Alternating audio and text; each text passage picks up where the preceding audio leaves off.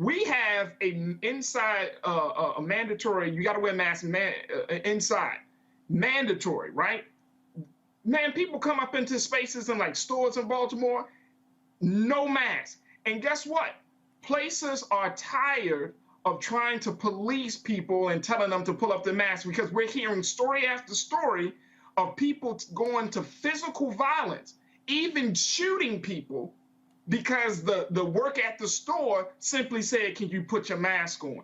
And that's the issue. And when it gets to that point where you feel like you got to pull out a gun, not just on a black person, but just for any person, just because they're telling you to do something that you already know. I mean, there are big ass signs on the door. Oh, no, in New York, in New York, three Texans were arrested for physically assaulting. Actually, it's right here. Okay, hold on. It's like a waitress. Oh, right here. The host is right. It is right here. Vax attack. Tourist tussle with New York City restaurant hostess who asked for vaccination proof. And there's a cell phone video. Let me see if I can go ahead and just play it. Give me some. Come back to me. Let me go ahead and play it. And then and it's crazy how these folks are acting a fool. I can't find. Let's see here. And again, first of all, the city regulations require to show proof of vaccination. But here's the whole deal. I am not about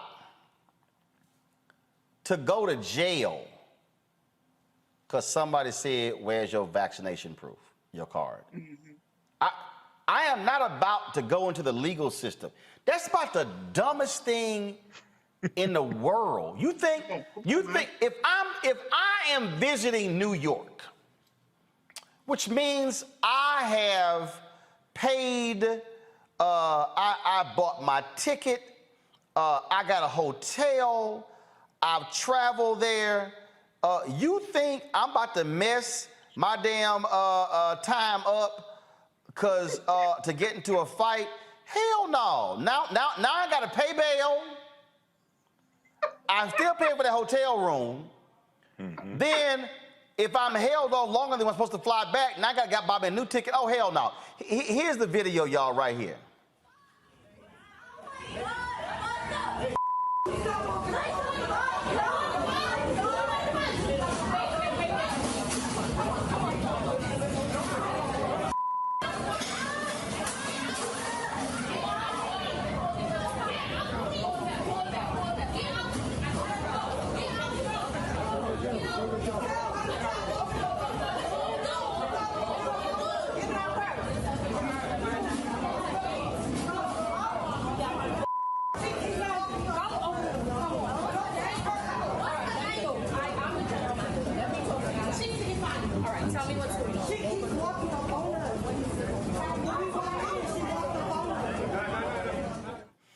Okay, this is all on, she keeps walking up on her. Y'all, somebody walking up on you does not mean you get to swing on somebody and assault them. Those three sisters from Texas all have been arrested. Damn. Why are you gonna I ain't messing my trip up. But you know what though, Brother Roland, this speaks to something else though, because you talked about it a couple of times. It speaks to the fact that this whole pandemic has really made people imbalanced and mentally, you know what I mean? Like mental health and dealing with this pandemic and this ongoing just kind of, rules and regulations around this pandemic. This has taken people to a whole nother level of just sanity. Like to think that is a good idea to beat on somebody simply for asking for a vaccination card when you know it's COVID. I mean, like you knew this before you even touched down in the city, that the city has certain requirements. If you are traveling in 2021, I think that you should check the places that you go beforehand to say, okay, what's the rules around COVID right now? I mean, that's vaccination. Look, when I went to the Darius Rucker concert, it was at Wolf Trap. First thing I want, okay, what are the rules? Like, perfect example, when I was in Houston for my aunt's funeral, there was Kim Babyface, Music Soul Child. All right, so we roll up. They turning people away who had basically purses or bags that were like no bigger than this. They were bigger than this. Then it had to be clear or whatever. Well, first, look, y'all, just so y'all know, I had a bag. First I got 2 phones, roll. I had my Perel. I can't stand ash. I had my bottle of lotion. Had my goggles. I had 2 masks, and I had a sweat rag. We're talking about this outdoors in Houston. I ain't stupid. Now, I got laid in with my bag because I'm a VIP. But do understand, I was gonna get in with that damn bag. I ain't going. Y'all don't give a damn what y'all say.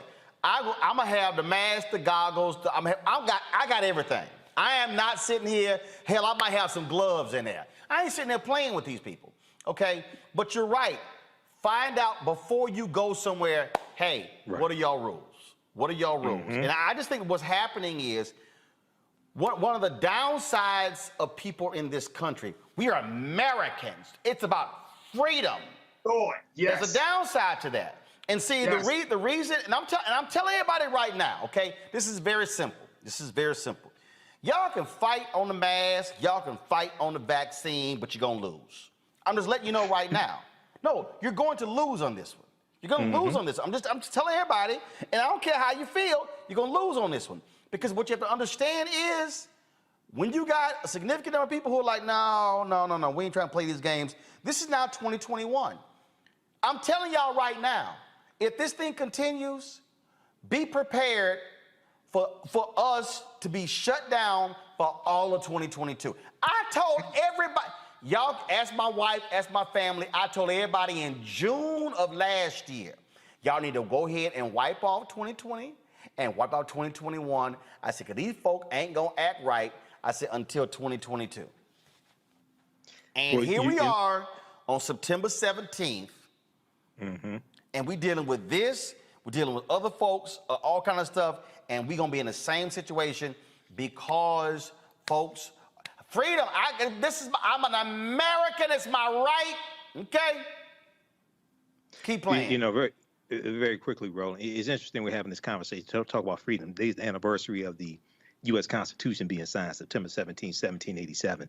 But I've said this on this show before. If you go study the Great Pandemic in 1918, 1919, 1920, it killed 675,000 Americans at a time when the U.S. population was 106 million. I think that's about 0.67% of the population when I calculated it before. We're almost at 675,000 Americans dying from COVID. No, actually, we're past that. We're past that. Yeah. Okay, we just went past that. We're past 675,000 dying, but the U.S. population is 330 million. It's 3 times as much as it was in 1920. If 0.67% of the population dies of COVID, you're talking about like 2.1 million people dying, which means we're not at the halfway point if this continues the way it looks like it may continue. If people keep acting the damn fool. I'm just, and again, I got people who are sitting here, well, the masks don't work. Look, let me tell y'all something. I play golf.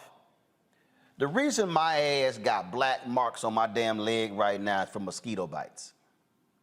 I thought that damn off worked.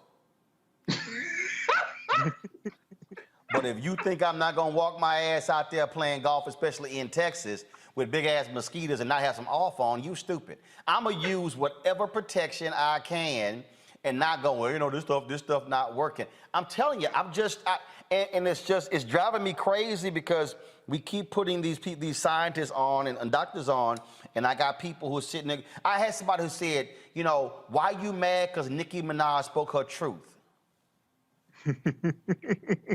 Because it was batshit crazy. And I'm telling you, it's just, it is, somebody put on YouTube, off attracts mosquitoes. Yeah, you ain't lying. But again, I just want people to understand, especially black people, don't go to jail because somebody asked for your vaccination card. Right. Don't go to jail because somebody said, please put your mask up. And you know what? And if you don't want to put your mask on, don't go in that restaurant. Don't they have drive-thrus in New York? Don't they have drive-thru restaurants? But don't stand there and yell, this is my right. Okay? They're going to show your ass real quick what's your right. Folks, back to our Roland Martin Unfiltered video in just one moment. It's time to be smart.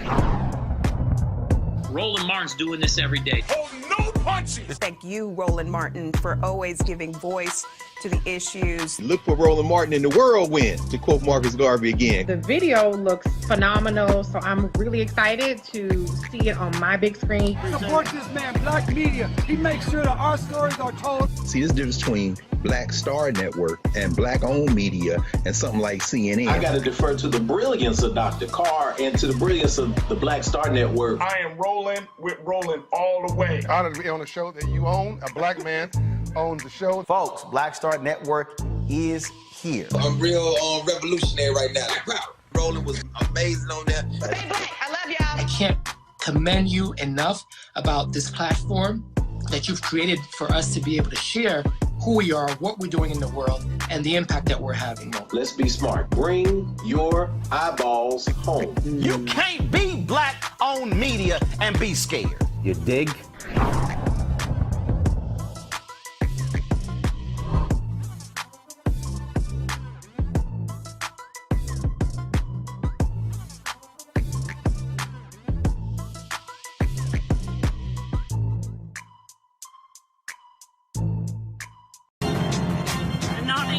I'm white. I got you, huh? Yeah, illegally selling water without a permit on my property. Whoa! Hey! You don't live here. I'm uncomfortable. So let's go to Nebraska, where this woman's in the grocery store and she's a little upset. She's like, I'm not wearing my mask. I have allergies. And then she does this. That's a, excuse me? Excuse me. I'm coming through. You're so cute. She's coughing at me. She's coughing at me. No, yes. look at you guys. You're so cute. You're such a Karen. Okay, whatever. You're such sheep. Why don't you have a mask on? Because I don't need to have one on. I'm not sick, and neither are you. Okay, but you don't have to be coughing at me. You don't know who's sick or not. It's my allergies. You I don't have know allergies. who's sick or not by looking Oh, at you, somebody. yeah. And so 2 years ago, before anybody started talking about COVID, you were okay with that, though, going out not knowing you were sick, right? You don't know anything about my health.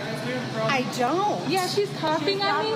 I have my allergies, and she got all freaked out because I'm coughing. No, she's coughing. How do you know? You don't know, and she just said, I don't know anything about her health. You don't know anything about my health. Maybe I have a medical release. I don't need to wear a mask. Okay, fine. Why don't you have a mask on? Because I don't need to have one on. I'm not sick, and neither are you. You don't know who's sick or not. I have allergies. Oh, yeah. And so 2 years ago, before anybody started talking. Well, it did not take long to find out who she was. Y'all know Twitter don't play. Her name is Janine Hoskovec, and people found out that she works for the company SAP. Let me take that back. Coughing Karen used to work for SAP. This was issued. This tweet, we have reviewed the incident and confirmed that the individual in question no longer works for SAP. I keep saying, Kelly, every time one of these crazy-ass white people lose their job, a bunch of black people should apply. And I really think we can close the unemployment gap because it's a bunch of crazy people who just, and again, it's just, oh my God, I have allergies. No, you are coughing on people on purpose. That video was uploaded to Reddit, and it's received more than 4 million views. Now she's looking for a job because she lost her job. She lost her job. She lost her job for being stupid. She was absolutely stupid. For me, even if we weren't in the age of COVID, what she did was unsanitary and straight wrong. in any grocery store, any setting. But the fact that we are in the middle of a global pandemic, as far as I'm concerned, she's a bioweapon and she should have gotten tackled by anybody within her vicinity. Because at this point, there is no excuse for the stupidity, for the naivete. There is no naivete as far as I'm concerned.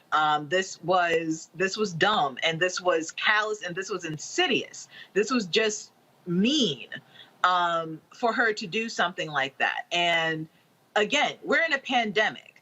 You're supposed to have your mask in stores, in any public setting, and you're purposely not wearing it because you allegedly have allergies. I'm sorry, I have a lot of allergies, and the mask actually helped me not get sick from pretty much anything last year because my mouth was covered and I wasn't, sniffing in pollen and mold and mildew and God knows what else is in the air. So that wasn't a valid excuse either. But like I said before, she was a bioweapon. And if it were me, I mean, on a bad day, she would have gotten some hands. On a good day, she would have just gotten dragged. But it couldn't be me in that video.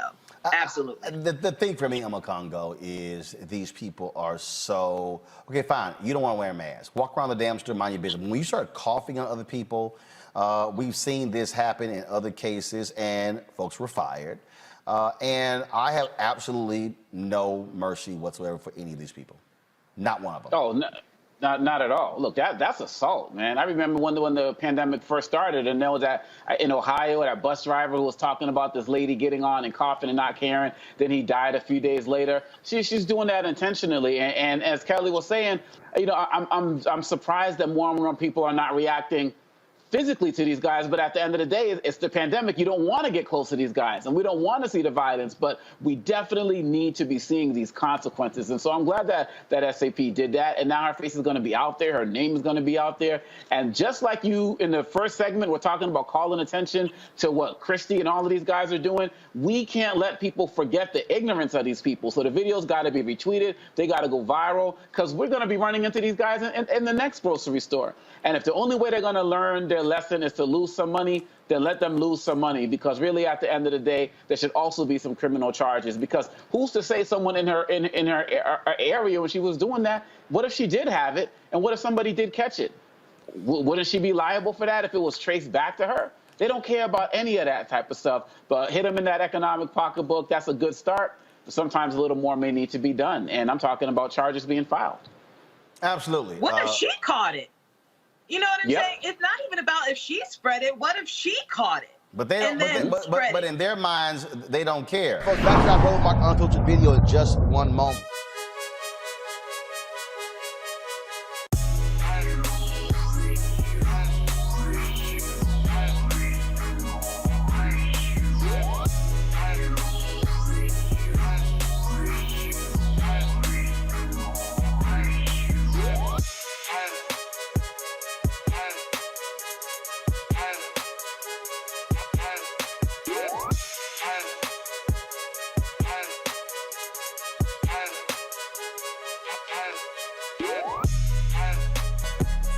All right, folks, Seek.com is a black-owned company founded by Mary Spio. It's a virtual reality company where you can actually go there, look at their virtual reality content. A couple of devices they actually have for sale that you might be interested in. First off, their VR headset allows for you to slide your phone right in and experience that virtual reality content on their site or watch a 360-degree video. Also, there are 360-degree headphones, tremendous bass, you can use it for gaming, Bluetooth, phone calls, you name it. Folks, you can get these two at Seek.com using this promo code RMVIP21, RMVIP21. You buy one or the other, or even both, a portion of the proceeds come back to us here at Roland Martin Unfiltered. And so we want you to check out Seek.com and give it a try. I'm really trying, y'all. I'm really trying to deal. So Nicki Minaj is now trending because Nicki Minaj posted this on Twitter. My cousin in Trinidad won't get the vaccine because his friend got it and became impotent. His testicles became swollen. His friend was weeks away from getting married. Now the girl called off the wedding. So just pray on it and make sure you're not comfortable with your decision. Make sure you're comfortable with your decision, not bullied. 5,297 retweets, 41,100 quote tweets, 26,300 likes. Okay. Wow.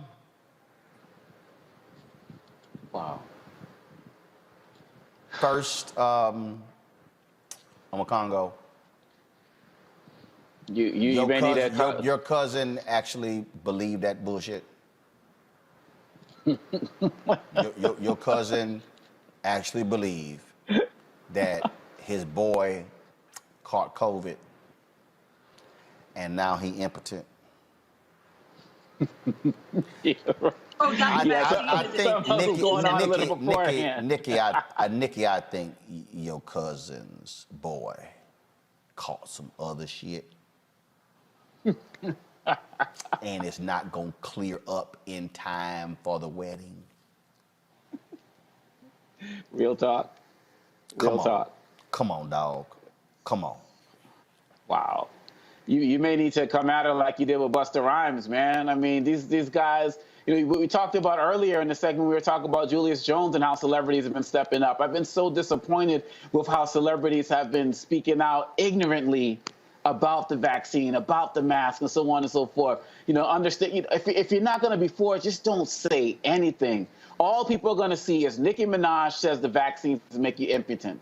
And that's it. And people are going to run with that. I can't believe, and yes, it's probably going to be taken down, but it's already too late. You said it was like 4, she's trending now? Come on, it's going to be 1 million retweets by the time the night's over. It's all over the place. I mean, it's all, but again though, here's my whole deal. My cousin told me his friend got the vaccine and now he impotent and the girl called the wedding off. Here's the deal, Kelly, and this is just I'm sorry, I need to fix my face. I'm sorry. This is just me. This is just me. Nicki Minaj has 22,600,000 Twitter followers. Okay. Mm-hmm. If I go to Instagram right now. Let me check. Nicki Minaj has 157 million Instagram followers. Okay. I don't even know what she has on Facebook. If I had to pull up Facebook, I would say, let's see here. Nicki Minaj on Facebook. I'm assuming she's on Facebook. Nicki Minaj has 48.5 million on Facebook. Okay? Okay, so Roland has 3.3 million between Instagram, Twitter, Facebook, YouTube. If a cousin of mine told me that his boy got the vaccine and now he's impotent and the girl called the wedding off, my ass is gonna say, put your boy and his doctor on the phone before my ass tweet that out. Cause I ain't trusting my cousin's boy to inform my 3.3 million followers, in her case, her 200 million followers. I'm just saying, I might ask a couple of more questions before that tweet gets posted. Go ahead. 2 things. One, she doesn't have the journalistic integrity that you have for a plethora of reasons. You but ain't also gotta be a journalist. Oh no! I mean, you can be. That's just base. That's some hood stuff. Yo, boy. I'm saying. I'm talking about right now. It's somebody in the hood going, hold up. Yo, boy got the shot, and now he impotent. First of all, has your boy shown you his vaccine card? Which shot did he get? Mm-hmm. If your boy came back and said that he got the Eli Lilly shot, you probably, is it the Pfizer, the Moderna, or is it Johnson & Johnson? Which one you got? I'm just saying, even in the hood, you might ask two more questions before you put it on Twitter. I agree with you. And, you know, trust but verify, I agree with you. But again, this is also the same woman who is married to a convicted rapist and cannot frequent certain establishments with her husband because of the restrictions of movement that he has on his person while he's on parole or on the sex offender registry list, one of the two or both.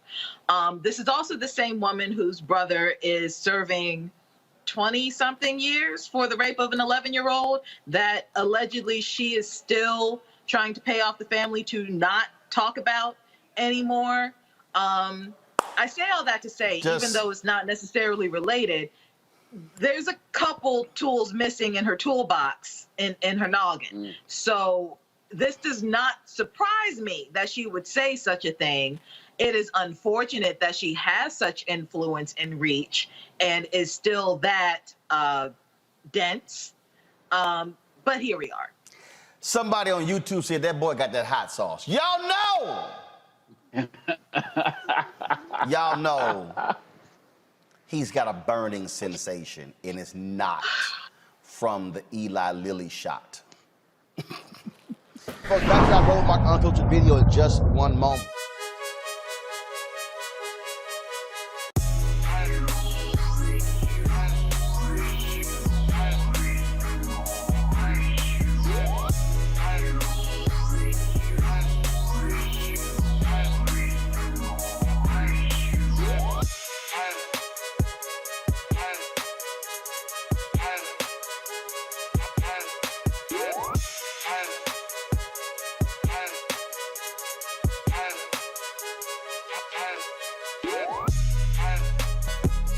All right, folks, Seek.com is a black-owned company founded by Mary Spiel. It's a virtual reality company where you can actually go there, look at their virtual reality content.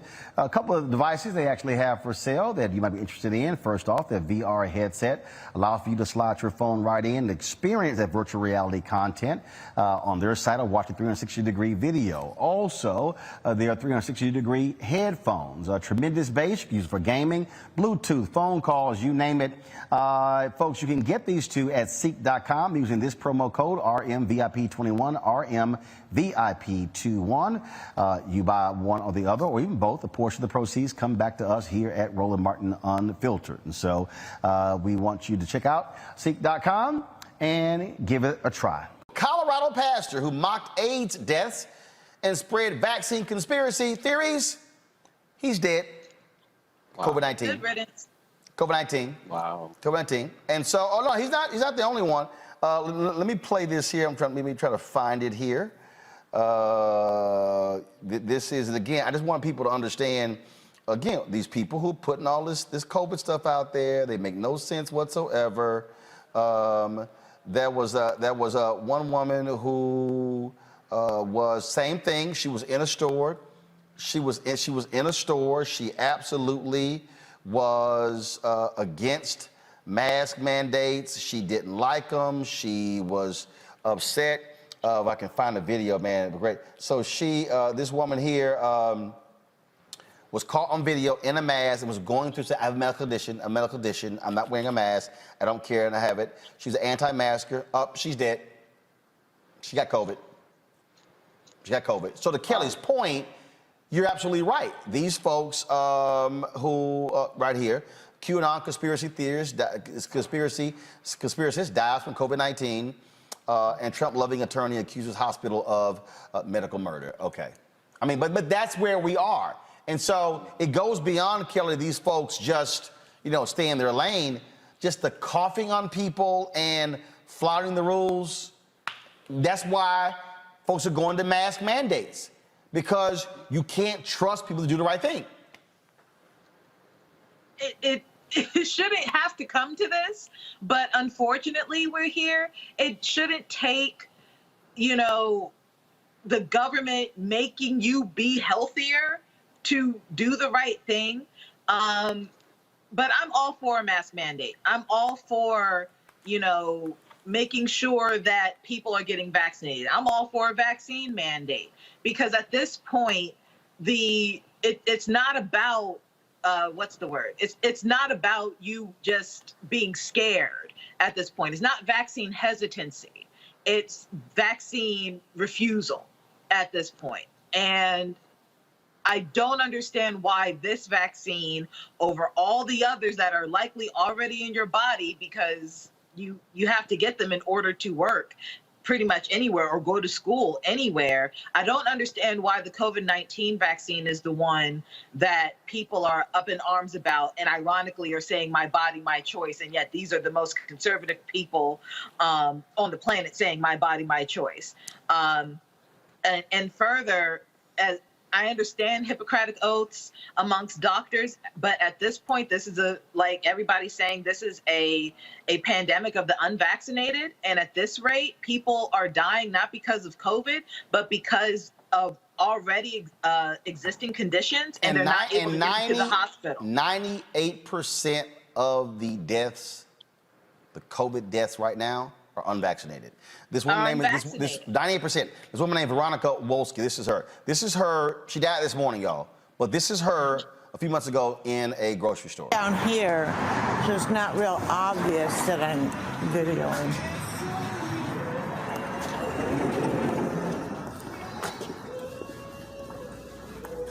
Hello. I have a face mask on, honey. And I have a medical exemption and a doctor's note. So I have, somebody sent me an email. Ma'am, I'm not helping you. I'll get the manager, please. I have a medical exemption. Down here, so it's not real obvious that First of all, you're dressed like Zorro. You play dumb games, you get dumb prizes. I'm sorry, you've got a mask over your eyes, but you don't want to wear a mask over your mouth. Congo, I'm sorry, but again, and I'm not trying to mock her, but she died this morning of COVID. It's wow, it's wow. Look, I'm picking up where Kelly was leaving off about how these ignorant folks who are out there not caring about people are making it hard for everyone else to be able to use these hospital beds. I saw a story in Alabama where a man was having cardiac arrest and tried to get into 43 different hospitals and couldn't get in, and ended up dying. And so these guys are so ignorant, so rude, and so disrespectful. But now, and I'll never forget this, Roland. I guess the name I forget you had weeks ago, who said there's a difference between freedom and license. You don't have the license to just do things to make other people sick and jeopardize other people's lives. And so it's unfortunate when anybody dies. We don't wish it upon anybody, but damn it, what the hell did you expect? And now you're at a point. So yes, we got to get these mandates going. New York kids are going back to school. How many of them are going to be shut down in a week? At least they have the mask mandates right now. But we also got to protect our children as well, man. And these folks just don't care, and this is what's going to happen. And so, yeah, we don't care that much about them. But look, they're affecting entire communities, and something has to be done. And Biden needs to step it up with the mandates, period, bottom line. And just one more thing, and it's a controversial opinion, but I'll say it anyway. I really do feel like if you are unvaccinated by choice and you contract COVID, you lose your right to get hospital care. Just off bat. Like, if you really had every avenue at your disposal to get this vaccine and you choose not to get it because of whatever reason, I don't think you should be getting medical care. You should not be getting a hospital bed. There are people who are having heart attacks still. Other diseases still exist. Cancer still exists. Emergencies still exist. And you put yourself at risk by not getting something that is not only free and available, but is literally created to save your life, and you opt out of it. You basically gave yourself a DNR by not getting the vaccine. So you should not be getting a hospital bed. So I feel like that should be taken into consideration as well by hospitals and doctors, because they are overwhelmed by people who are frankly being dumb. And it's not about shaming them. They are objectively speaking being dumb by not taking something that is for them. It does not make sense to me. Folks, back to that Roll Mark Unfiltered video in just one moment.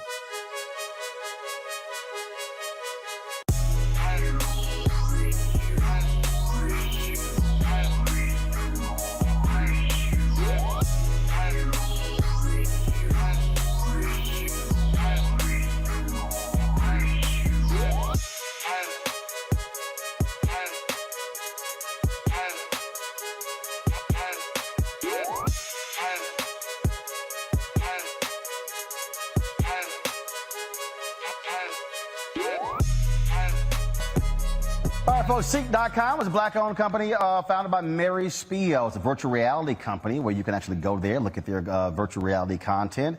A couple of devices they actually have for sale that you might be interested in. First off, their VR headset allows for you to slide your phone right in and experience that virtual reality content on their site or watch a 360-degree video. Also, there are 360-degree headphones, tremendous bass, used for gaming, Bluetooth, phone calls, you name it. Folks, you can get these two at Seek.com using this promo code RMVIP21, RMVIP21. You buy one or the other, or even both. A portion of the proceeds come back to us here at Roland Martin Unfiltered. And so we want you to check out Seek.com and give it a try. Next. All right, folks, y'all know what time it is. Girl, no charcoal girls are allowed. I'm white. I got you, Carl. Illegally selling water without a permit On my property. Whoa! Hey! You don't live here. I'm uncomfortable.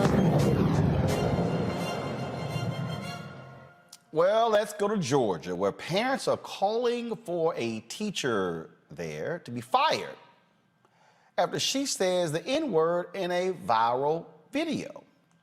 Watch this. Girl, say I date a black guy. Okay. Then I can say nigga. No. Because I got a nigga. I missed that. Play it again. Girl, say I date a black guy. Okay. Then I can say nigga. No. Because I got a nigga. Alexandria Boynton, an Alcovey High School art teacher, sitting on the desk discussing when it's okay to use the N-word. 2 years ago, Boynton was named Teacher of the Year. Now students and parents are calling for her job. The art instructor is currently on administrative leave. She says in the video that if she starts dating a black guy, she can say nigga.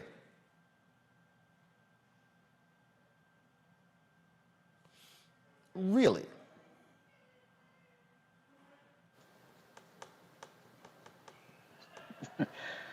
Yo, homegirl was just, you could tell this is part of her daily vocabulary because she was just all too comfortable, just the way she just put it out there like that. And so, look, people have all of these debates and conversations. I was just talking about it at my students at American Today in class. People can have honest conversations about it in the classroom, and I believe that teachers who are mindful and sensitive to the conversation of all backgrounds can spearhead that type of conversation. But this woman, she was sitting there acting like she was just all world, all too cool. And I'm glad that those students responded, hell no, because really at the end of the day, they think that the students are going to be like, oh, you cool, I'm with that. And they're like, hell no. And I'm glad the video went out. I'm glad the parents are calling for it because we need to have real conversations about the usage of this term throughout. But this type of nonsense from an educator trying to be down, she needs to be down and out. Kelly, yeah, she was a little comfortable there. She tried it. I mean, there's not much to say here other than the fact that she was wrong and that she tried it, and she was still wrong when she tried it. At no point should you even, any profanity in the school should be, banned. I don't know how schools are set up, but when I was in school, profanity in any regard was prohibited by students and especially teachers. So the fact that she was a faculty member at this school and still said it regardless of what the word is. I'm just trying to get to the basics for the moment. The fact that she used profanity in school towards students in reference to herself in a personal manner, which also should not be talked about on school grounds. There's just levels of inappropriateness here that needs to be addressed. N-word notwithstanding. Again, she was way too comfortable with that word, but just from an administrative perspective and just getting to the point, she was wrong just from being a faculty member. And I don't know whether it was because she was an art teacher and she thought, you know, she has license because it's more creative space and more liberal. But again, you tried it and you failed. And as far as administrative leave, she needs to go because it was just unprofessional to do that at all. Folks, back to our Roland Martin Unfiltered video in just one moment.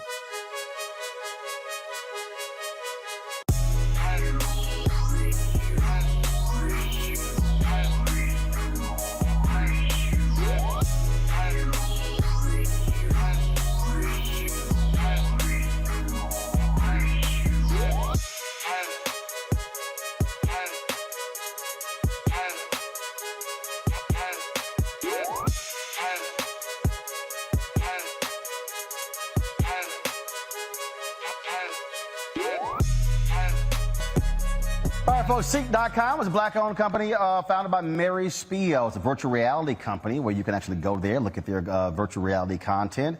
A couple of devices they actually have for sale that you might be interested in. First off, their VR headset allows for you to slide your phone right in and experience that virtual reality content on their site or watch a 360-degree video. Also, their 360-degree headphones, tremendous bass, you can use it for gaming, Bluetooth, phone calls, you name it. Folks, you can get these two at Seek.com using this promo code RMVIP21, RMVIP21. You buy one or the other, or even both, a portion of the proceeds come back to us here at Roland Martin Unfiltered. And so we want you to check out Seek.com and give it a try. All right, Basketball Hall of Famer Isaiah Thomas went on this idiot Jason Whitlock's show on Glenn Beck's The Blaze. That tells you all you need to know right there. About this. And so they had a long conversation about race and some other issues, and the national anthem came up. And, you know, you've got white folks like Megyn Kelly and Bill Maher and others who are all upset and mad. Oh, this is separating us and all this sort of stuff like this. And I saw this and I was like, you know what? I got to weigh in on this because there were some things that are factually not correct. But also I want to explain to you really what is at play here while all of a sudden this is the thing. So go ahead and roll it. You said that we have to eliminate the race box, right? Yes. Tell me something. How do we eliminate the race box when we sing the Star Spangled Banner on this hand, but then we sing a national Negro anthem here? How is that bringing something together? How do we eliminate the race box if we're doing that? First of all, great question. So, you know, for a long time, we fought, you know, not to have the race box in the census report, right? We fought a long time, and they just really kind of got it on, where we got classified black, white, yellow, blue, people of color. Now, when you sing the national anthem and then you sing the black national anthem, the only thing that it does is it's emphasizing our separateness. And what our founding fathers, when they wrote the Constitution and everything else, they were talking about bringing us together under one umbrella, under one Constitution, where all men and women are created equal, not these black. Okay, first of all, go ahead and let it finish play, then I'm gonna come back. White, red, yellow color boxes, you know, we were aspiring to be that. Come back. So Stop. when you sing those two different anthems. Okay, so here's the deal. So, not true, Isaiah. Declaration of Independence says all men are created equal, not women. When they said all men are created equal, they meant white men. They didn't even mean all white men. They really meant white landowners. One of the mistakes that we have in this country is that, I keep telling y'all, there's a difference between learning his story and learning history. And the reality is we have been sold a fallacy in the United States.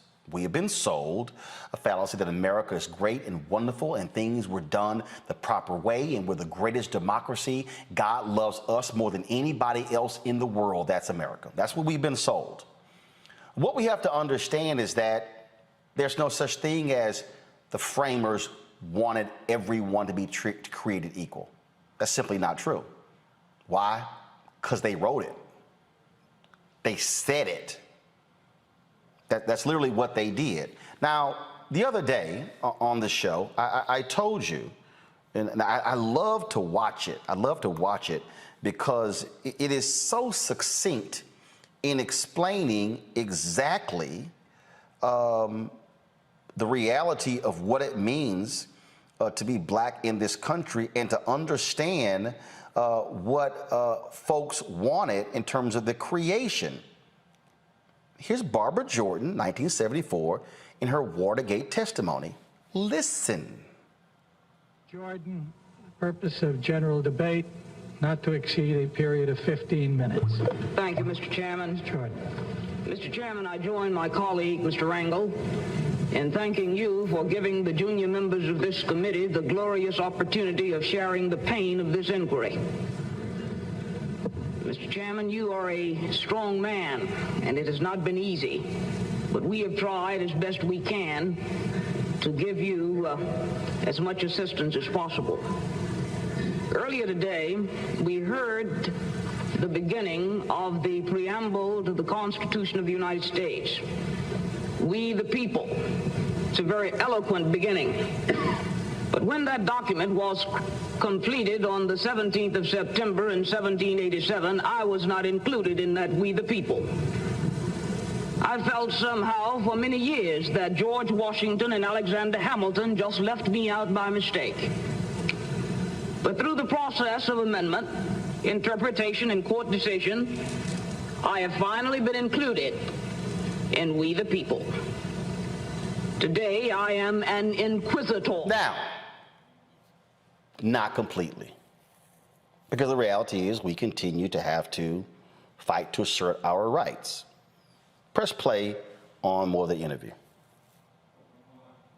Sizing that, okay, there are two different statuses, not races, because I'm gonna call it what it is. It's status. There are two different statuses in this country, black and white. So there's a black national anthem, there's a white national anthem. Okay, now if you want to just have one national anthem, then let's come together collectively and decide, okay, what the national anthem is going to be for this country. Not just. Okay. Isaiah, that's just not true. There's a national anthem. There's one. First, which is the Star Spangled Banner. Now, let me just remind people when the Star Spangled Banner was written. And again, this is what I need us to understand, because one of the things is we have been taught so many things in this country, but we were not really taught everything in this country. What we have to understand is that, first and foremost, the Star Spangled Banner, when it was written, okay, was not the national anthem. It was a poem. If you actually read it, you'll realize that third stanza, which is being quite debated, deals with the issue of race. Let's just deal with that, okay? Second of all, when we talk about the black national anthem, that's not what it's called. The song is called Lift Every Voice and Sing, written by James Weldon Johnson in 1900. In 1919, the NAACP called it the National Black Anthem, and ever since then, that is what we referred to it as, but it was simply a song by James Weldon Johnson. Why is that important?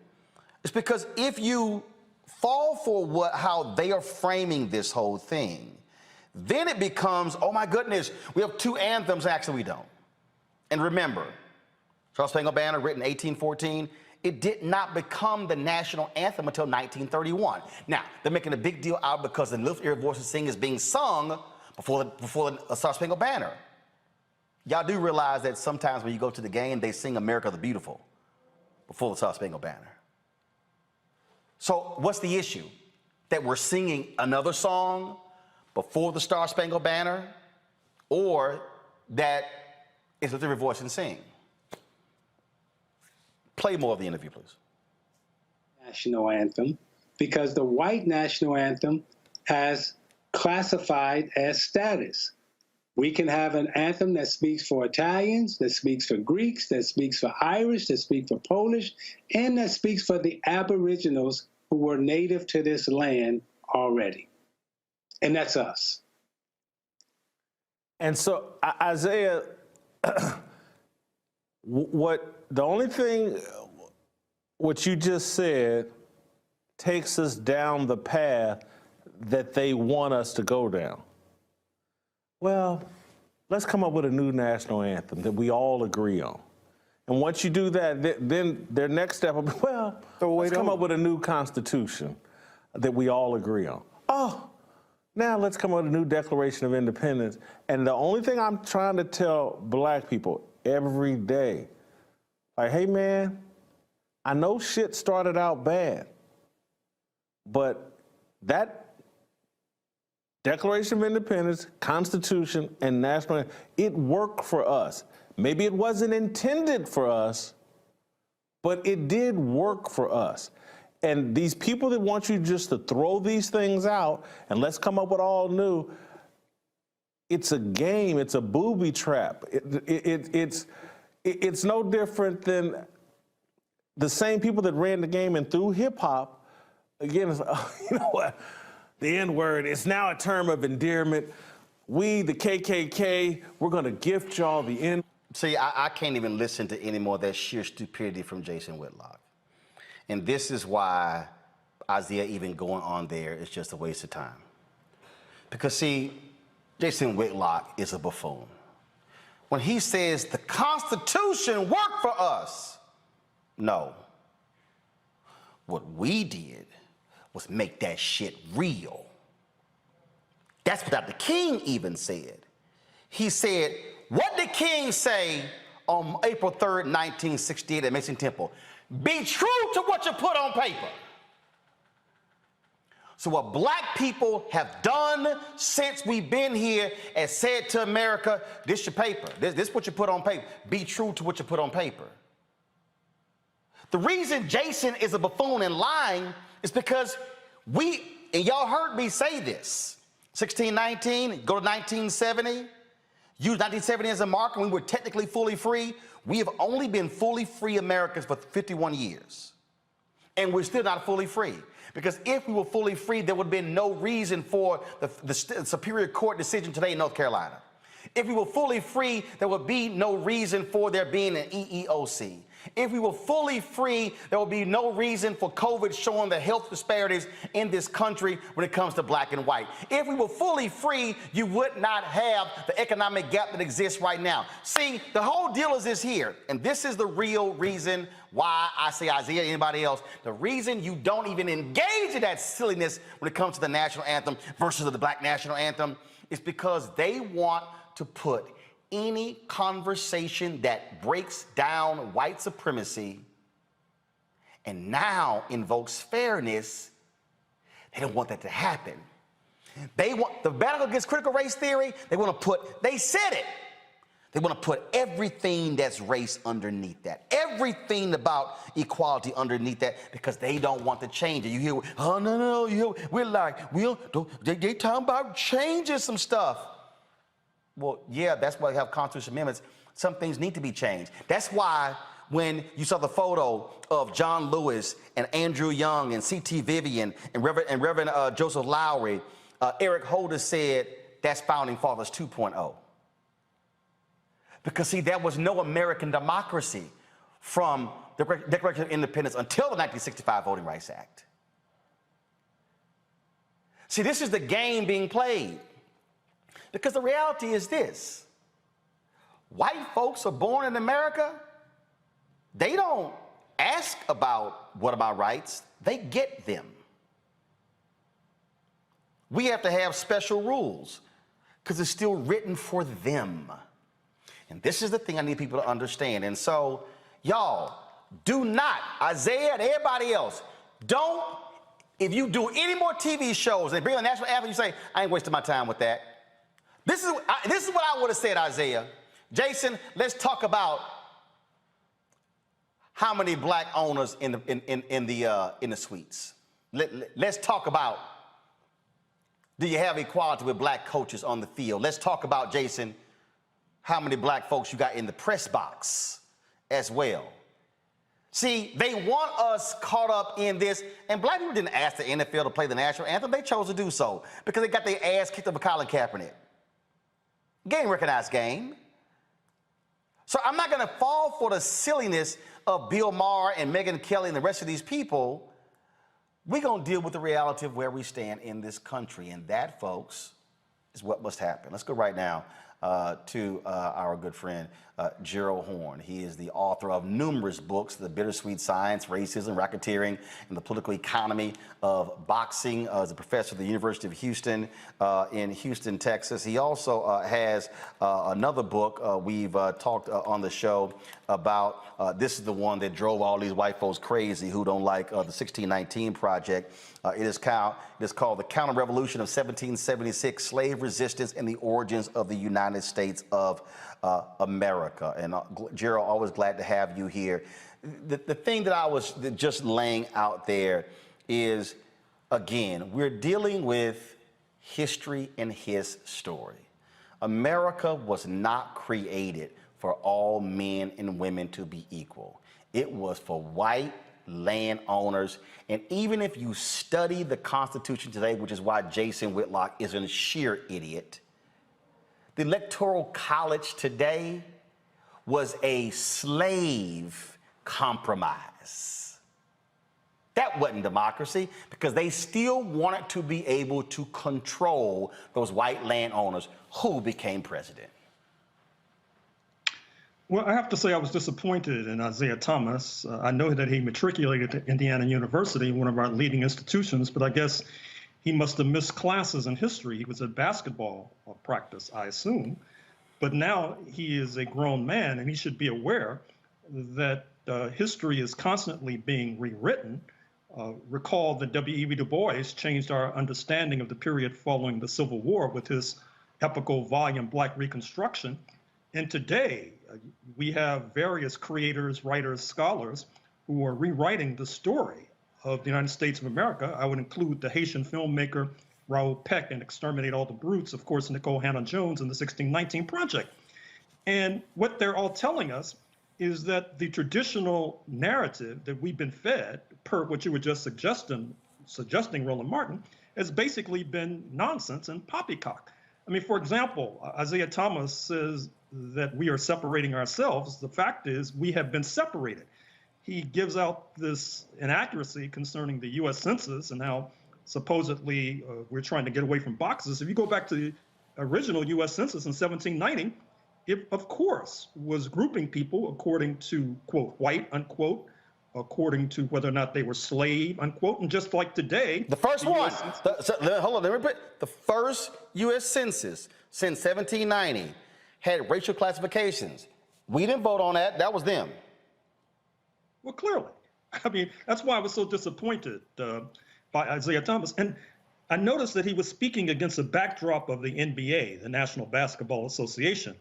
And I would assume that the NBA would want to dissociate itself from his inflammatory and indeed ignorant remarks because they're quite misleading at the end of the day. And I'm happy to see, Roland, that you mentioned the third stanza of the Star-Spangled Banner, which in no uncertain terms denounces the black population, because recall that that anthem was written by a slave owner, Francis Scott Key, during the war with Britain, 1812 to 1815, and he was denouncing the black population because the British were offering us a better deal, and so we defected to their side, helped them to burn down Washington, D.C., and then fled on British boats to Trinidad and Tobago, where our descendants continued to reside.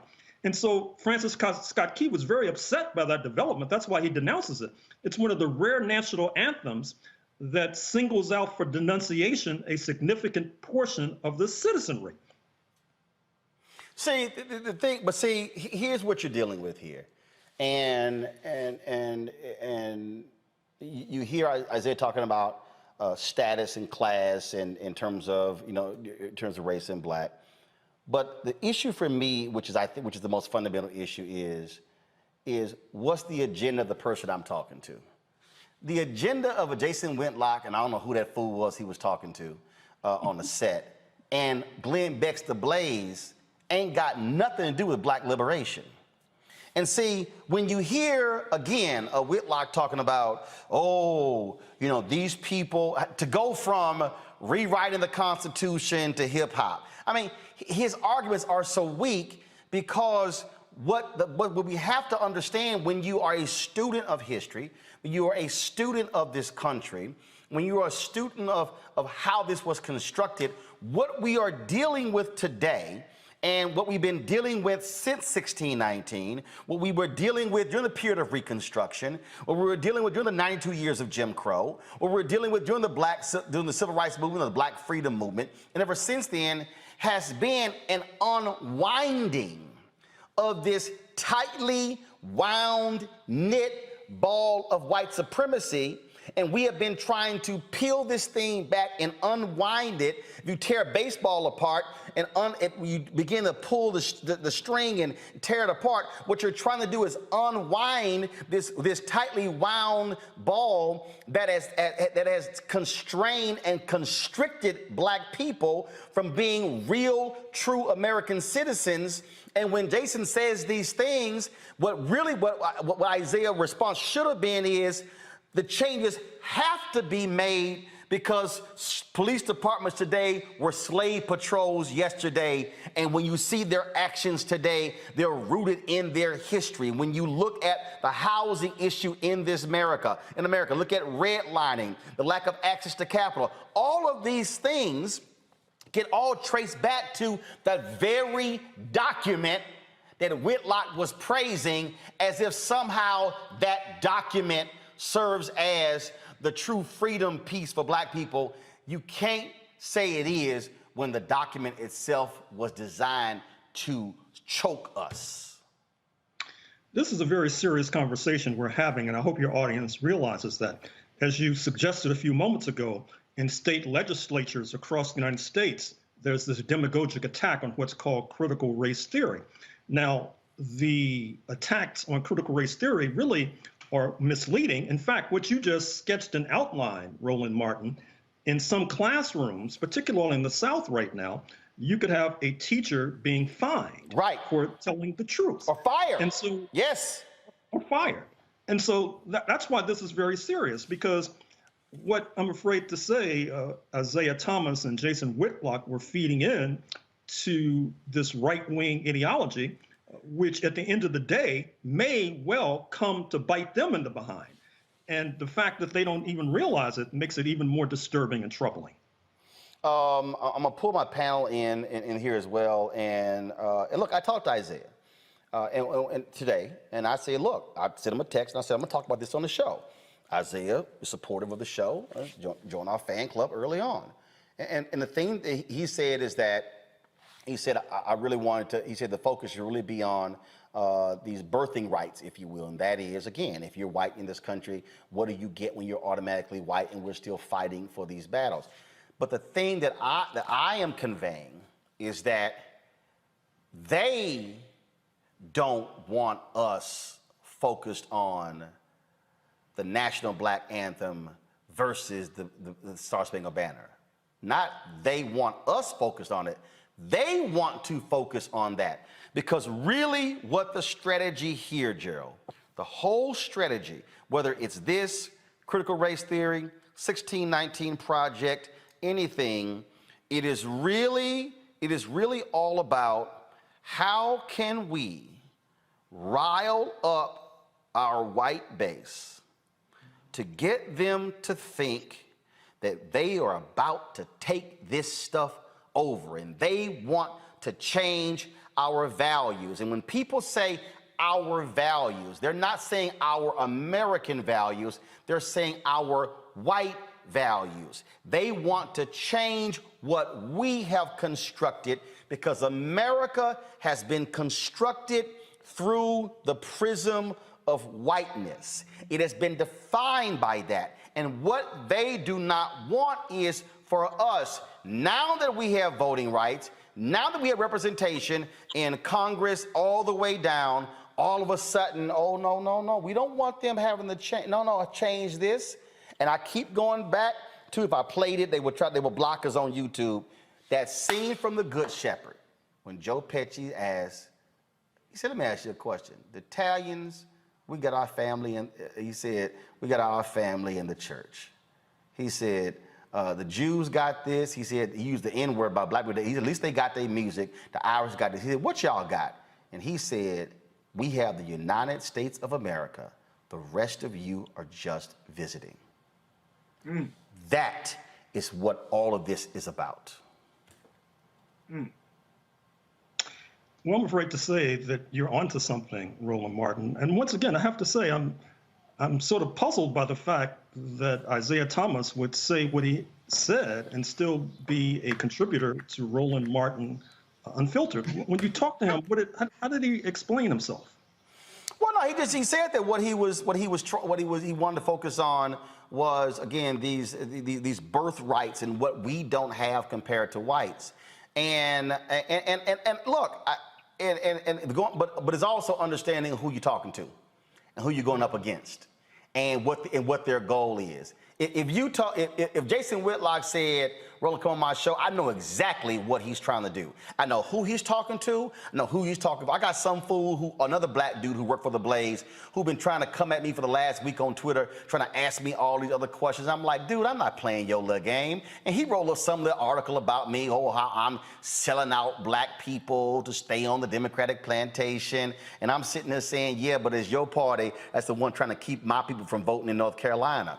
And so the thing that I want African Americans, whether you are basketball players or football players or singers or entertainers or whatever, is to be fully cognizant of this really intensive effort to keep us from actually asserting our rights. Because I'm telling you, Gerald, all these people not fully understanding, because they got to be asking, wait a minute, how all of a sudden, hell, the NFL and NBA, they've done lift every voice and sing before games before. Why all of a sudden now it's an issue? Who all of a sudden plucked critical race? Gerald, this is my 13th black media experience. Do you realize in the previous 12, I never even heard of critical race theory? And that's black. I've been black, 3 black newspapers. Tom Joyner, BlackAmericanWeb.com, Savoy Magazine, Major Broadcasting Cable Network, Dallas Examiner, Essence, Ebony. I can go on. All of a sudden, where's it coming from? I keep telling people, all of this in my book, White Fears, coming out in the first quarter next year, y'all. It all emanates from this question that was asked in 2009 after Obama got inaugurated. Who is optimistic about the future of America for your children? Every group except white Americans, a majority, were optimistic about the future of America for their children except white Americans.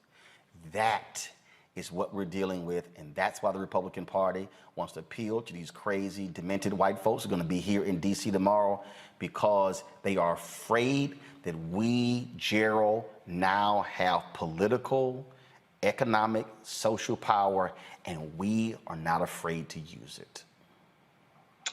Well, I'm glad you mentioned 9/18, this rally that's taking place in Washington tomorrow in support of the insurrectionists of January 6th. The FBI is reassuring us that there's nothing to worry about, move along. But that's what they told us on January 5th, 2021.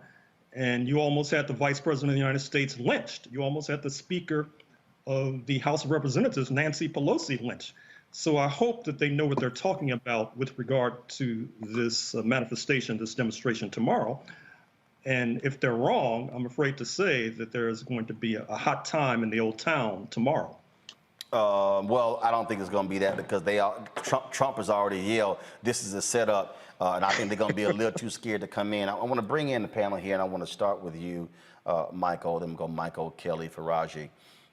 The thing here, again, is understanding what the goal of a Whitlock is, and that is to absolutely be an agent of white supremacy.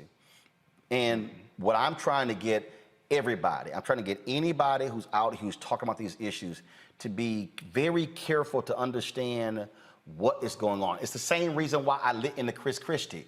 I'm not going to sit here and praise you for your speech at the Reagan Library about how the Republican Party has lost its way and what it needs to do to go forward, and you take these unnamed jabs at Trump when you are also complicit because you helped put him in power. Oh, absolutely. Absolutely. Hello, Dr. Gerald Horn. This is Michael Imhotep from the African History Network. How you doing, brother? Right on. All right. I met you at the Charles H. Wright Museum of African American History here in Detroit. It was either 2017, 2018. Man, come on! I'm coming to it, Roland. I'm coming to it. When you met somebody winging all day, let's go. Come on. I'm coming to the question. Can you talk for a minute? You know, in the clip we saw, Isaiah Thomas talked about class and the census. And we know that when we look at the census and the racial classifications, people immigrating from the Middle East and North Africa are classified as white based upon the U.S. Census and the U.S. government. Can you talk about why how those particular racial classifications came about? Why people coming from North Africa, Egypt, Libya are classified as white in the Middle East?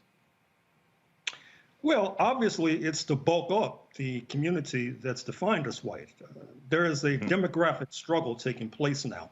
One of the reasons for voter suppression, and I noticed Roland mentioned the North Carolina decision, which is very important, but one of the reasons for voter suppression and trying to make sure in particular that black folks don't vote is that the Republican Party has transformed itself into being the party of whiteness, if not the party of white supremacy. But it's very difficult to get people who are not defined as white to vote for the party of whiteness.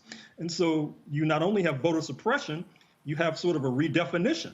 So therefore, Ralph Nader, the former presidential aspirant, whose roots are in Lebanon, he is defined as, quote, white, unquote. And even though I use the term Euro-American, oftentimes in lieu of white, in some ways that's a misleading term because of what you just said, because you don't necessarily have to have roots in Europe. You can have roots in Lebanon, for example, and still be defined as white, but it's a numbers game that's basically taking place. Okay, thank you. Kelly? Yes, Dr. Horn, thank you. Something that I haven't really heard in this debate or discussion rather, because it's not much of a debate, is, and I think I already know the answer to it, but the fact that we don't talk about, there are 4 other national anthems that we have outside of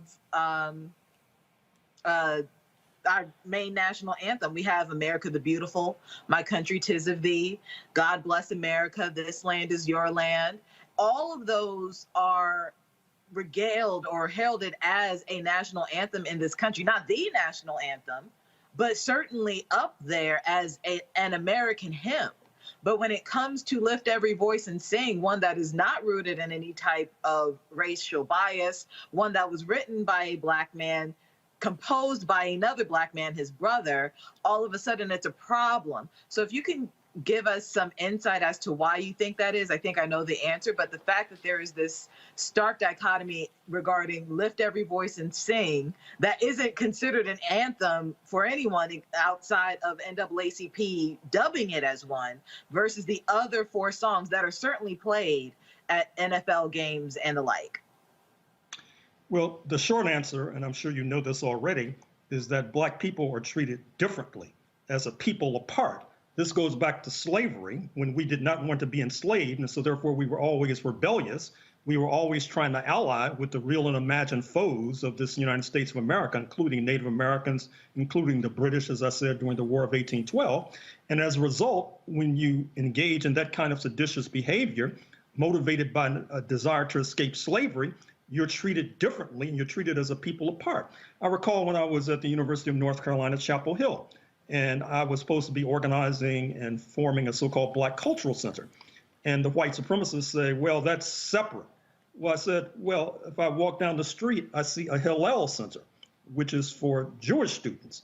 Is that separate? And of course, it was not deemed to be so because they were considered to be part of the overall white community. So the answer to your intelligent question is quite simple. We're treated as a people apart, in part because of our rebelliousness, which goes back to the slavery experience. And before, and there's this great article, folks, that is called in the Washington Post. It's called "The Ugly Reason the Star Spangled Banner Didn't Become Our National Anthem for a Century." And one of the things that the article lays out is that, first of all, as Gerald said, Francis Scott Key was an enslaver, came from a family. He also enforced, as the DA of D.C., enforced slave laws as well. And he also recommended his brother-in-law to the Supreme Court, Roger Taney, you know, the dude with the Dred Scott decision. That tells you all. But the thing that's interesting about this, Gerald, and this is where, of course, Jason Whitlock would never admit to, because people don't want to understand, people don't want to accept history, but they want to believe his story. And this article lays out in here is that not only did Francis Scott Key, was he a racist and believed black people were inferior, and that if they actually were free to be shipped back to Africa, guess how this song became popular? It became popular among post-Reconstruction white Southerners and the military, who pushed for it to become the national anthem, the United Daughters of the Confederacy. Ooh. Mm-hmm. Yep, There it United is. Daughters of the Confederacy. Yep. They help. But the folks want us to act as if those things didn't exist. Faraji, your question for Gerald. Yes, Dr. Horn, it's a pleasure to talk to you. Just very quickly, I mean, I think it was absolutely very ignorant of Isaiah Thomas to say that a song emphasizes our separateness when it wasn't a song. It's been history. It's been something that's been researched.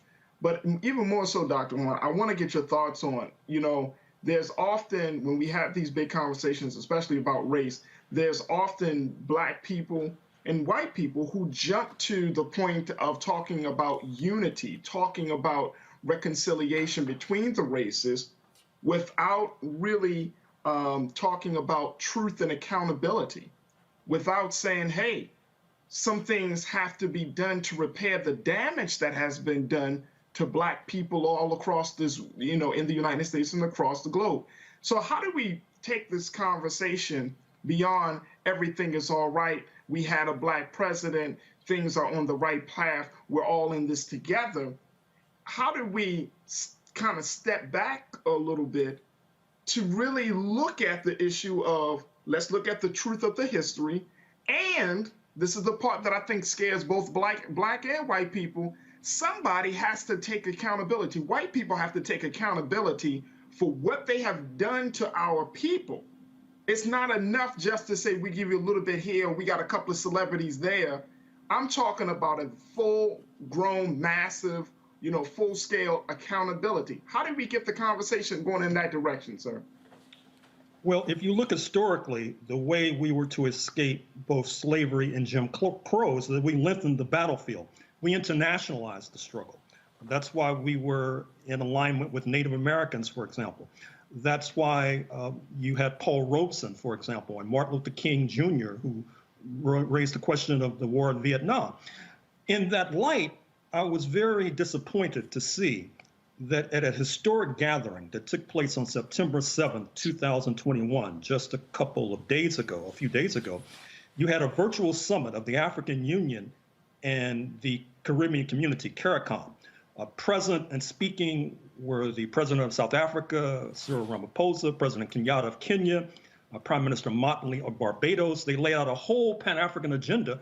We really haven't seen something of this scope, perhaps since the Pan-African Congress of 1945 in Manchester, England. Now, what's disappointing is that there was no Black American participation, and it was a wonderful opportunity for us to raise our issues, because of course they raised the question of reparations. The Caribbean brothers and sisters, we're going to raise that. And yet we were not there to amplify that call.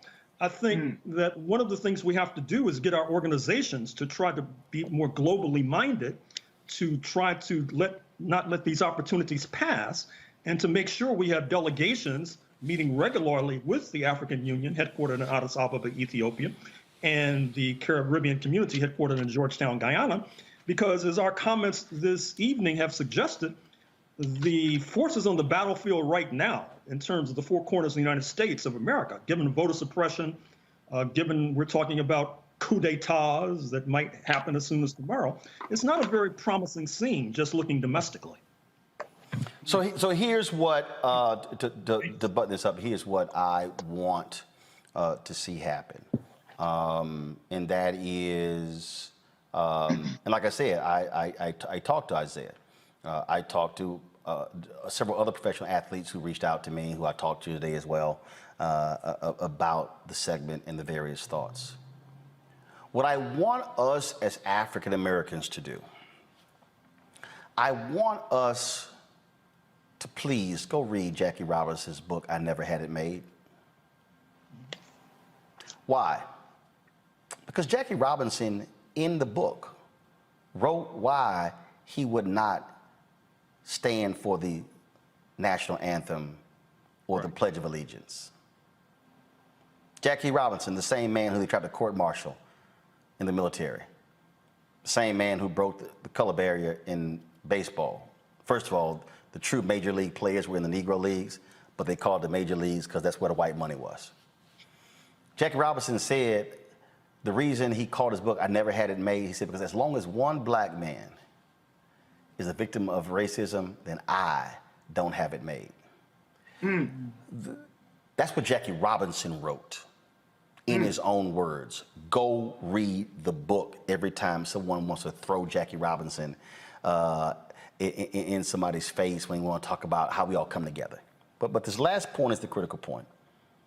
And I only played a snippet of the interview, and if you want to go back and look at the whole interview, that's fine. But I need black people to stop embracing others when they go, can't we just come together? Because I need you to understand what they're really saying. I saw people saying, why can't the nation come together like we did after 9/11? And the reason I'm gonna put these two together, because I need y'all to listen to what I'm saying. America has always asked us to put our issues down, so we can stand together as one. Come on. America asked our black athletes, when you run and box for America in the Olympics, you are representing America, the red, white, and blue. Yet when Muhammad Ali came back from Rome and went into a diner in Louisville, Kentucky, in his US of A jacket with a gold medal around, they said, nigga, you can't eat in this restaurant. And that's when he went and threw the medal into the river in a fit of anger. The reason folk want to play the games, and this is why I disagree when I saw that clip with Isaiah, is when they say, why can't we just come together as one? Why can't we just have one song? Why can't we just stand unified? Because I cannot stand unified in a song at a game if you don't believe that when it comes to the ownership. if you don't believe that when it comes to the press box, if you don't believe that when it comes to the people who can afford to buy the tickets and the suites in the games, if you don't believe that when it comes to you can have black players on the field, but you don't have the same percentage of black coaches on the sideline, you cannot ask me to stand here in unity and singing a song if you don't practice that when it comes to housing, when it comes to eating, when a white person with a high school degree makes more money than a black person with a college degree.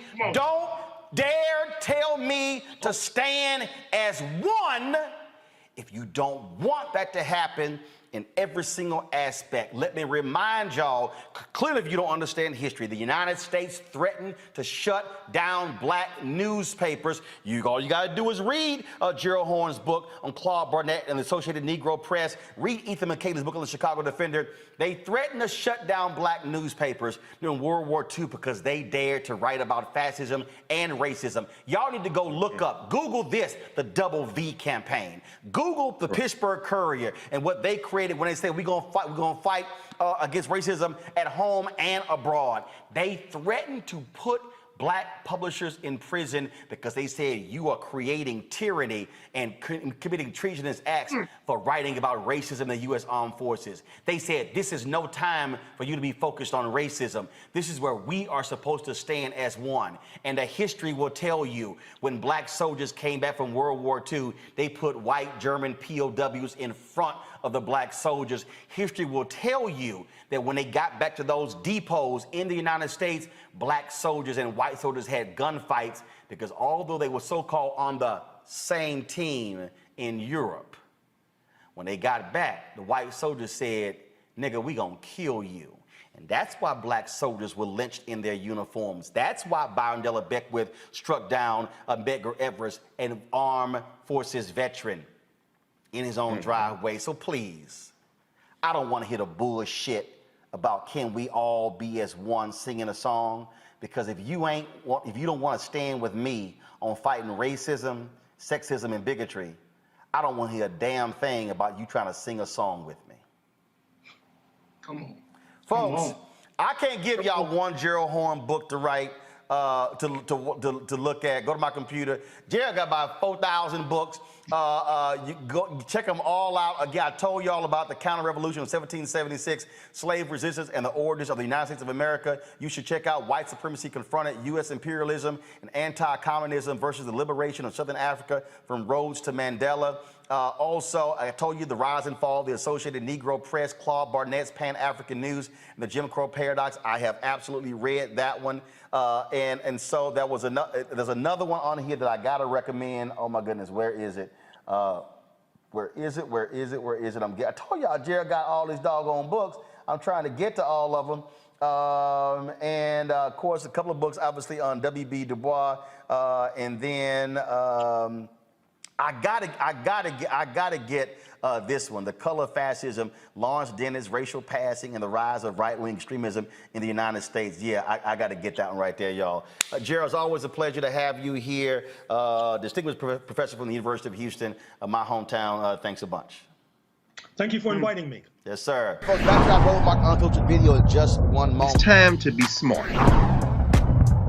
Roland Martin's doing this every day. Oh, no punches! Thank you, Roland Martin, for always giving voice to the issues. Look for Roland Martin in the whirlwind, to quote Marcus Garvey again. The video looks phenomenal, so I'm really excited to see it on my big screen. Support this man, Black Media. He makes sure that our stories are told. See, this difference between Black Star Network and Black-owned media and something like CNN. I got to defer to the brilliance of Dr. Carr and to the brilliance of the Black Star Network. I am rolling with Roland all the way. Honored to be on a show that you own. A black man owns the show. Folks, Black Star Network is here. I'm real revolutionary right now. Roland was amazing on that. Hey, Black, I love y'all. I can't commend you enough about this platform that you've created for us to be able to share who we are, what we're doing in the world, and the impact that we're having. Let's be smart. Bring your eyeballs home. You can't be black-owned media and be scared. You dig?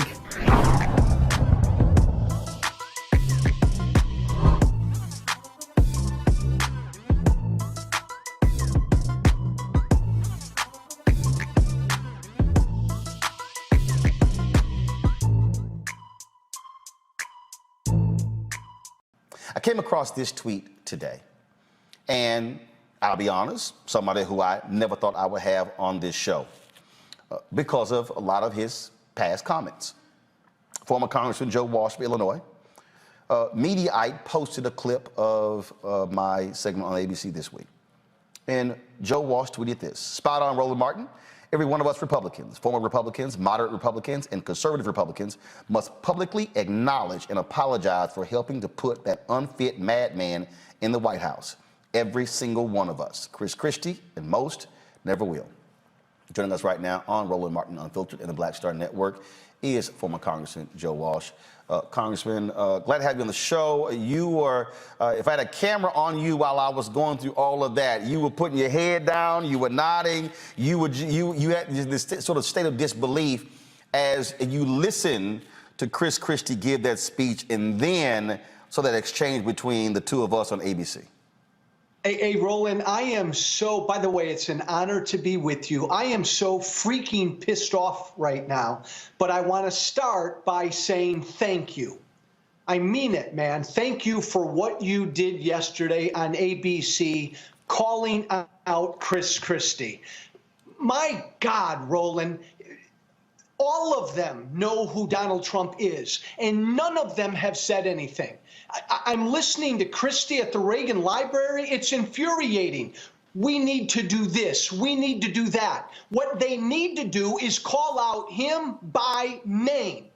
But Roland, you know, and you said it beautifully, none of them will, because if you do, you end up like this former congressman. You're done in the Republican Party. If you call out Trump by name and say he's an unfit madman, then you're done in conservative talk radio like I was. And Chris Christie, what a bunch of bullshit. What a bunch of cowardly bullshit. He can't even, and Roland, you did a great job, because Christie kept going back to 2016 yesterday. Oh, I ran against him in 2016. For 4 years, he sucked Donald Trump's feet. He tried to help him get reelected in 2020. Look, Roland, I screwed up. I voted for Trump in 2016. In a nanosecond after that, I realized how unfit he was, and I lost everything.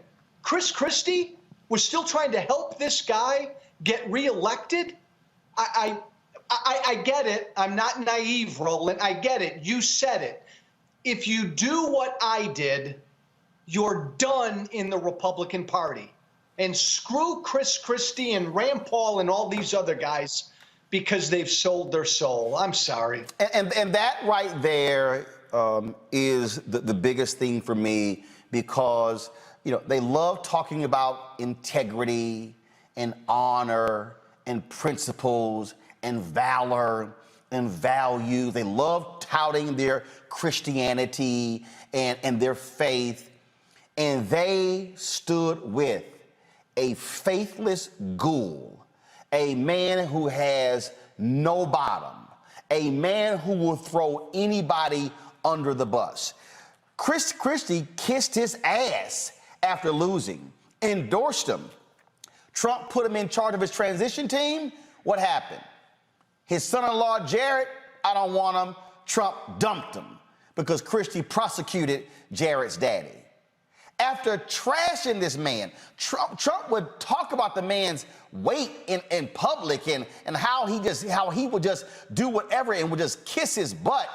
Christie's still going back, still going back, still going back, still going back. Hell, he caught COVID by kissing his butt by being at the Amy Coney Barrett super spreader event at the White House, the same one where Bishop Harry Jackson was, the same guy who preached in the Oval Office on Easter Sunday and died a few months later of COVID, and Trump never even mentioned the man's name, never even sent a tweet out. And these folks, see, I would just rather Lindsey Graham and Rand Paul and Ted Cruz and Christie and the rest of them just come out and say, hey, I'm here to kiss his ass because I want to get paid. I want to have power. I want to have proximity to power. That's why I'm doing it. But don't sit here and act as if we don't know what the hell's going on. Hey, Roland, when I was in Congress, I was the poorest member of Congress. If I had $1 for every time a Republican member of Congress over the last 3 years told me privately how bad, awful, god-awful bad Donald Trump was, I'd be a wealthy guy. But you nailed it, my friend. They all told me that privately. Chris Christie has the nerve to say the Republican Party has to tell the truth without calling out the biggest liar this country has ever had. Roland, as far as I'm concerned, if you're a Republican and you can't call out him by name, Donald Trump, and we've got to get rid of him or this party will never grow, then I don't even listen to you anymore. Right, and that's that point you just made there when you talk about what they say privately. Look, I can tell you, I know of people who overheard conversations that Rudy Giuliani and Lindsey Graham have had, who were sitting right there, and they were ridiculing him. They were making fun of him. They know he's stupid. They know he can't read. They know he's an ignoramus, but they know, oh, he had the power. Boom, we're gonna suck up to him. That's the only reason. And Roland, they know he's bad for the Republican Party. More importantly, they know deep down he's bad for this country. My God, some of them have told me privately what I've said publicly about Trump. He's a treasonous guy. He's disloyal to America. Roland, they know that. My God, and they don't say it publicly. See, and that's why I had no choice but to check Chris Christie and to check Sarah. Because don't try to sit here and go, oh, let's bring us together and a vision forward, and these things are important because here's the deal. If 200,000 votes went a different way, he would be sitting in the Oval Office, and Chris Christie would be sitting there kissing his ass, because Chris will be trying to make money for his lobbying shop or whatever he's doing, because that's what this is about. Principle. Hey, by the way, Roland, the other really great point you made yesterday is about the party. The Republican Party's done, and Christie knows that. It's Trump's party. Stick a fork in them. They're done. He's running, and if he wants to run, Roland, and I think he will, no Republican's going to challenge him. Chris, there's not going to be a choice between Trump and Christie. Give me a freaking break. Well, you've already heard Nikki Haley. You've already heard Nikki Haley say, well, if he runs, I'm not running. And here's the crazy thing. Trump has exposed how much of a fraud she is. He's like, she talks about me bad one day, and the next day she walks it back, and then she criticizes me. Even he knows she's a fraud. Hey, I respect the hell out of you because you speak your mind, even if it cost you TV gigs. I spoke my mind 3.5, 4 years ago, and it cost me everything. Lindsey Graham, Cruz, Christie, they all suck up at the altar of the king, and they're not going to change, Roland, because you nailed it. It's all about power. Right, and that's just, and we got to call it what it is, and now this whole polishing act of no, that wasn't us. We were not one of those people. No, you were, and you wanted it to continue, and that is the problem. And here's the whole deal. If you're sitting here, and then when Christie goes, well, I just believe in 2016 that Trump was better than Hillary, he knows it's a damn lie. He knows that. He knows, and see, this is where I don't want to hear any crap about the good of the country. This is where you say, because let me tell you something. I go back to Jackie Robinson. Jackie Robinson was a black Republican. Jackie Robinson supported Nixon over Kennedy. And Jackie Robinson was angry because Nixon was not doing more to speak up to try to reach African Americans. Then in 1964, when you had Senator Barry Goldwater, who ran and opposed the Civil Rights Act, it was Republican Jackie Robinson who said there is no way in hell I'm supporting that man and actively campaigned against him. And that's what you do. When you say that person is simply not good for the country, damn my party label, and I cannot support it, I've got to fight against it. That's what Jackie Robinson did. Bingo, Roland. I have stood on the public square for 3.5, 4 years, publicly apologizing to the country because I helped create Donald Trump. And I'm profoundly sorry about that. Chris Christie did too. Rand Paul did too. Every single Republican helped create that narcissistic, unfit traitor. We have to own it. And if you're a Republican and you can't own it, I don't want to hear from you. So when we talk about this whole path forward, and look, you have a number of folks in the Lincoln Project.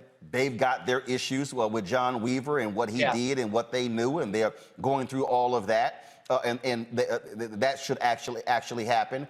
Sherry Jacobus, I spent a lot of time with her on CNN, and she's talked about she's fighting cancer, but she talked about how the Trump people went after her and, yes, destroyed her life as well. And that's the thing right there. They are about destroying your life. This isn't like, okay, we disagree politically. No, no, no. They want to destroy your life. They want all your money cut off. That's the reason why Reince Priebus, Trump just slapped this man around like a little child and just abused him, fired him on the plane in a tweet, and then he had to catch a ride with somebody else.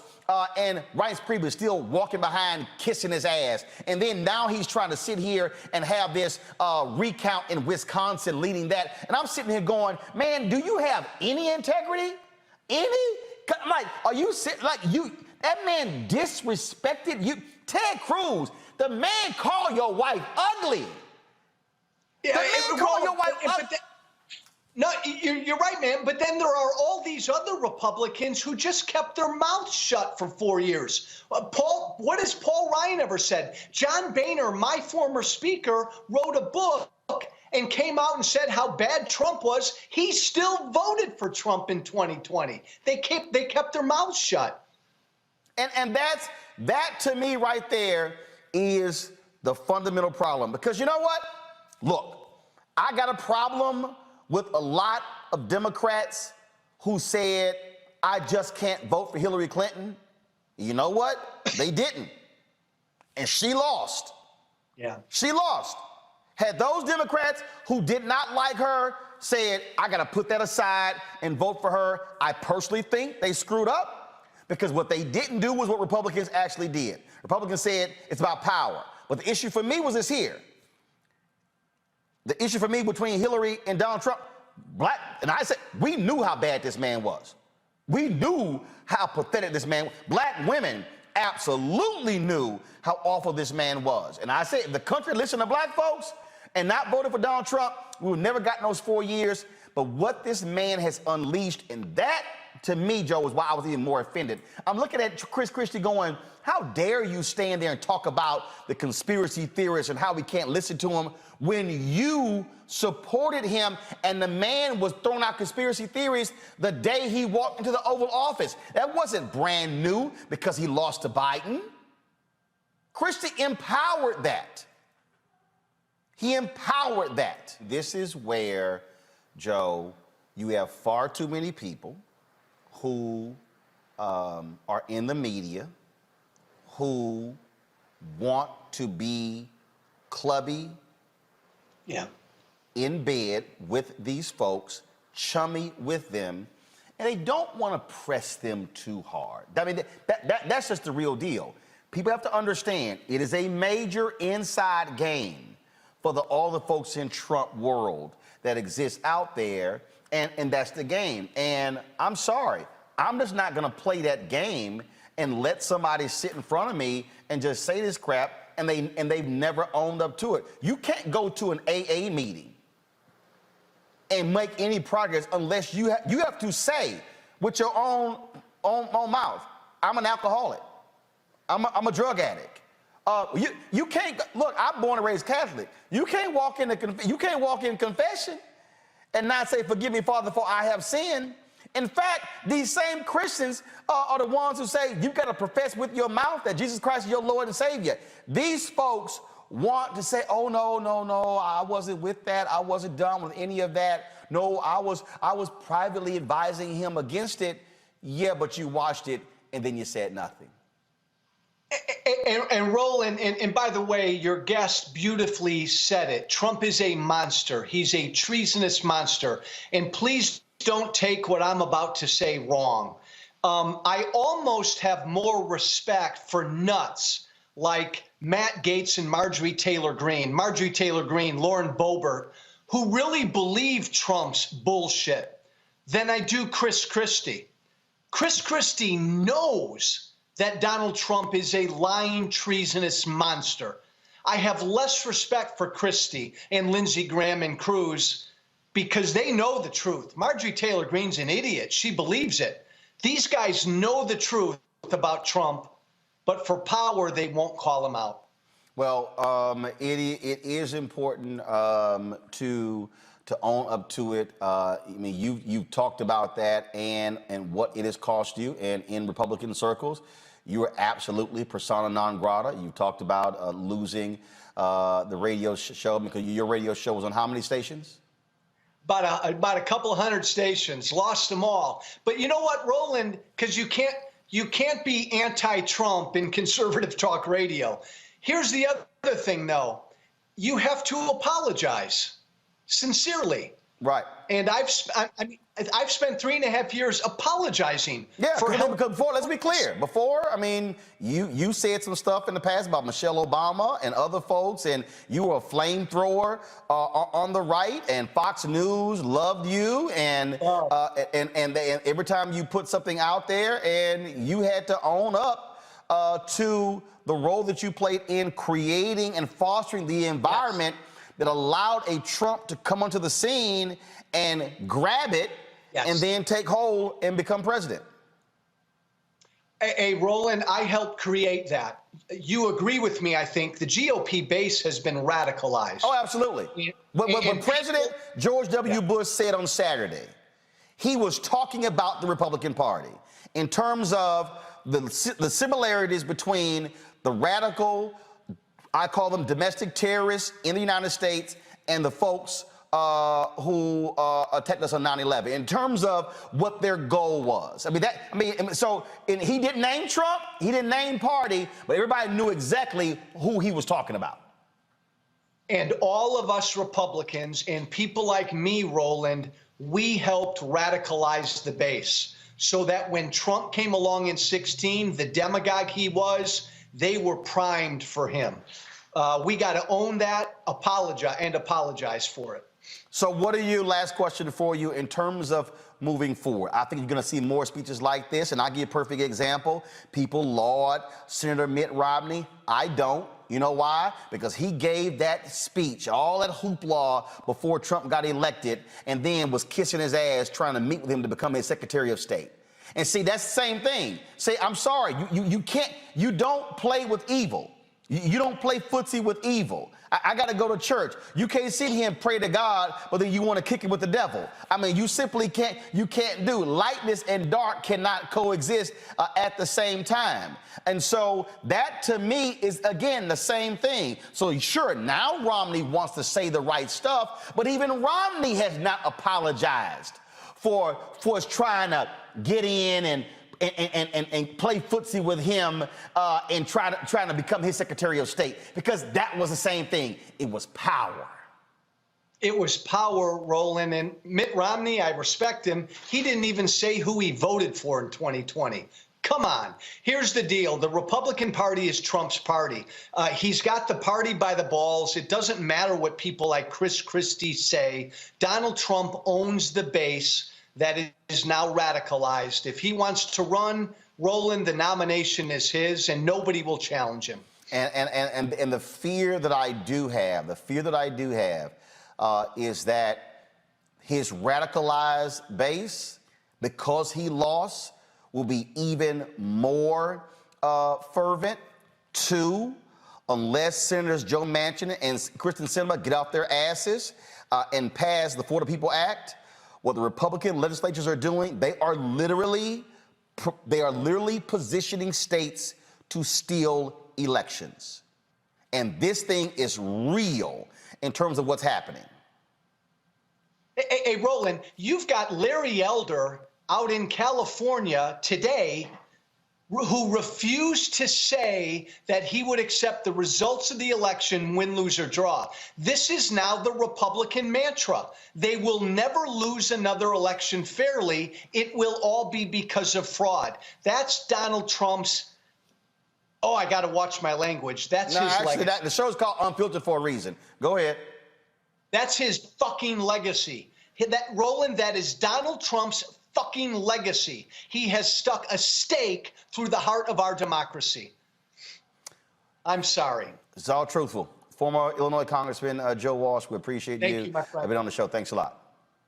Thank you. Thanks. All right, folks. Y'all know what time it is. No charcoal grills are allowed. I'm white. I got you, huh? Illegally selling water without a permit On my property. Whoa! Hey! You don't live here. I'm uncomfortable. Well, let's go to Georgia, where parents are calling for a teacher there to be fired after she says the N-word in a viral video. Watch this. Girl, say I date a black guy. Okay. Then I can say nigga. No. Because I got a nigga. I missed that. Play it again. Girl, say I date a black guy. Okay. Then I can say nigga. No. Because I got a nigga. Alexandria Boynton, an Alcovey High School art teacher, sitting on the desk discussing when it's okay to use the N-word. 2 years ago, Boynton was named Teacher of the Year. Now students and parents are calling for her job. The art instructor is currently on administrative leave. She says in the video that if she starts dating a black guy, she can say nigga.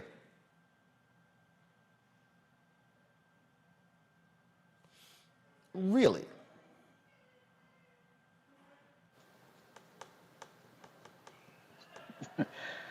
Yo, homegirl was just, you could tell this is part of her daily vocabulary because she was just all too comfortable, just the way she just put it out there like that. And so, look, people have all of these debates and conversations. I was just talking about it at my students at American Today in class.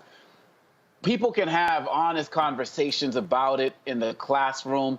And I believe that teachers who are mindful and sensitive to the conversation of all backgrounds can spearhead that type of conversation. But this woman, she was sitting there acting like she was just all world, all too cool.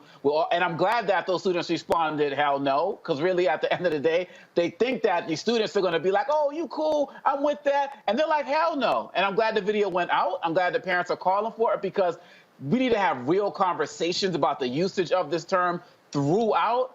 But this type of nonsense from an educator trying to be down, she needs to be down and out. Kelly, yeah, she was a little comfortable there. She tried it. I mean, there's not much to say here other than the fact that she was wrong and that she tried it, and she was still wrong when she tried it. At no point should you even, any profanity in the school should be, banned.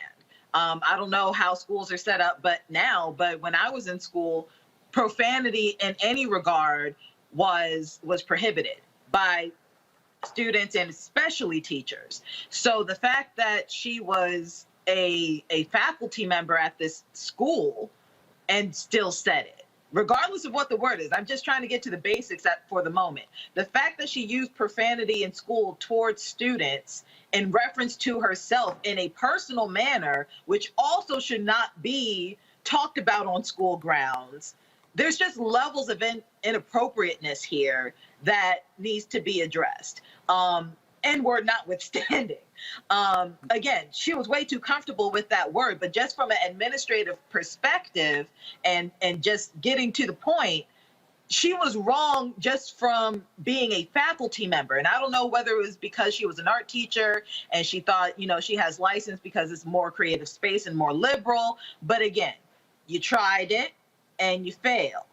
And as far as administrative leave, she needs to go because it was just unprofessional to do that at all. Folks, back to our Road Mark Unfiltered video in just one moment.